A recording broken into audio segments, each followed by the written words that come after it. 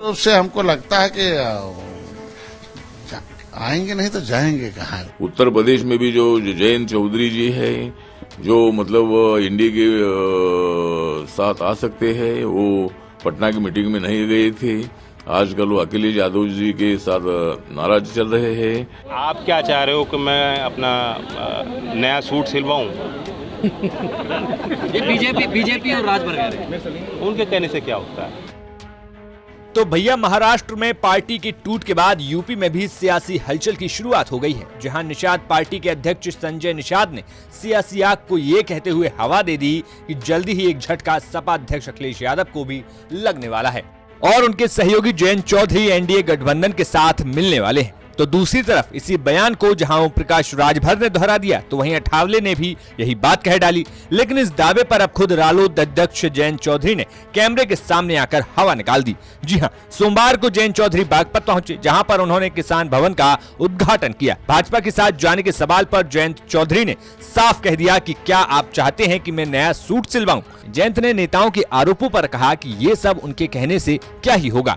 UCC का क्या स्वरूप है ना मुझे मालूम है ना आपको मालूम है, तो चर्चा भी करना बेकार हो।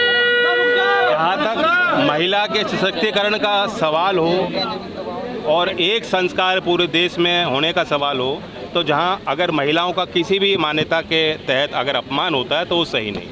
आधुनिक भारत में लोकतंत्र में बराबरी होनी चाहिए, महिला और पुरुष के रिश्तों में भी बराबरी होनी चाहिए। और सरकार उसको कैसे काम कर सकती नहीं कर सकती वो दूसरा विषय है। चौधरी साहब, राजभर जी और बीजेपी कह रही है जयंत चौधरी बीजेपी में शामिल हो रहे हैं। क्या महाराष्ट्र होने जा रही है यहाँ पर?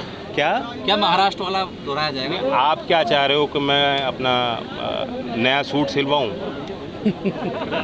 ये बीजेपी और राज बरगयारी उनके कहने से क्या होता है? उनके कहने से क्या होता है? मेरा स्टैंड क्लियर है। यहाँ आज क्योंकि एक सामाजिक कार्यक्रम है, राजनीतिक कार्यक्रम मंच नहीं था, कार्यकर्ताओं के बीच कार्यक्रम होता उस हिसाब से, या चुनावी कार्यक्रम होता तो हम खुल के बातों को कह सकते थे। लेकिन यहाँ हमारी कुछ सीमाएं, जिन सीमाओं को हम लांघ नहीं सकते। महागठबंधन आप लोग कर रहे हैं, लेकिन एनसीपी को तोड़ दिया महाराष्ट्र। देखिए, कोई बात नहीं, ये चीज़ें होती हैं राजनीति में, पहली बार तो नहीं हो रही, और जनता का फैसला अब 24 में ही हो।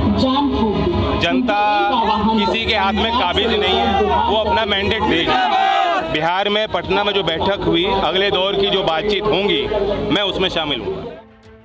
फिलहाल 2024 की उठापटक के बीच अब ये देखना होगा कि यूपी में किसके गठबंधन बनते हैं और क्या कुछ नया समीकरण देखने को मिलता है। बागपत से दुष्यंत त्यागी की रिपोर्ट, यूपी तक।